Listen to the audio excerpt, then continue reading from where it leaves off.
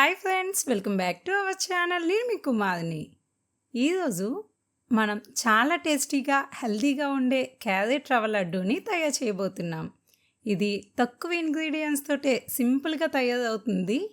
రోజు ఒకటి తింటే శరీరానికి ఎంతో బలమండి, ఎనర్జీ వస్తుంది. చిన్నపిల్లల నుంచి పెద్దవాళ్ళ వరకు అందరూ ఇష్టపడే లడ్డు ఇది.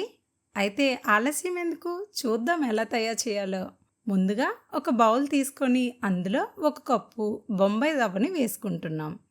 ఇది స్వీట్ కాబట్టి చిటికెడు ఉప్పు కూడా వేసుకుంటే రుచిలో చిన్న టేస్ట్ వస్తుంది. ఇప్పుడు కొద్దిగా నీళ్ళు వేసుకుంటూ బాగా మిక్స్ చేసుకోవాలి. ఎక్కువగా నీళ్ళు వేయకుండా జాగ్రత్త అండి. ఇలా నేను మిక్స్ చేసిన విధంగా కొంచెం మందంగానే కన్సిస్టెన్సీలో ఉండాలి. ఇందుకు సుమారు 1 కప్పు వాటర్ అయితే సరిపోతుంది.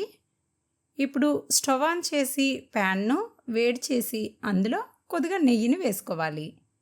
తయారు చేసుకున్న ఈ రవ్వ పేస్ట్ని ప్యాన్ మీద అట్టులా వేసుకోవాలి.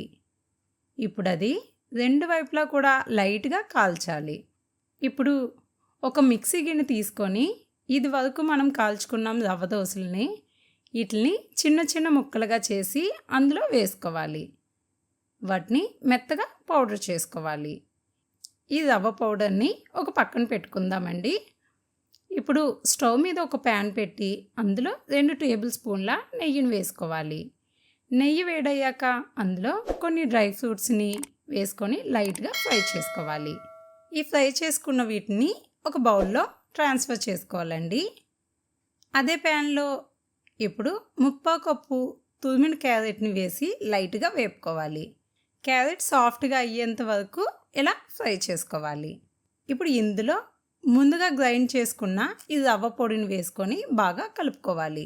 ఇప్పుడు అందులో 1/4 కప్పు తురుముకున్న ఈ బెల్లం ముక్కల్ని వేసుకోవాలి.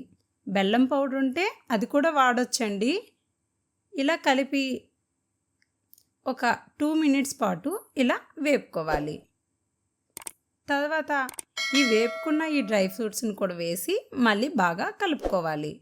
ఇది గోరువెచ్చగా ఉన్నప్పుడే చేత్తో ఇలా లడ్డూల్లాగా ప్రిపేర్ చేసుకోవాలి.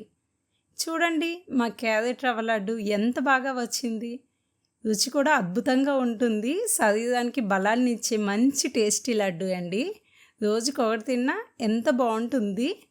హెల్త్కి చాలా మంచిది. ఇందులో మనం పంచదారని వాడట్లేదు కాబట్టి బెల్లంతోటే హెల్తీగా చేసాం కాబట్టి పిల్లలు పెద్దవాళ్ళు ఎలాంటి వాళ్ళు తిన్నా కూడా ఎంతో మంచిదండి.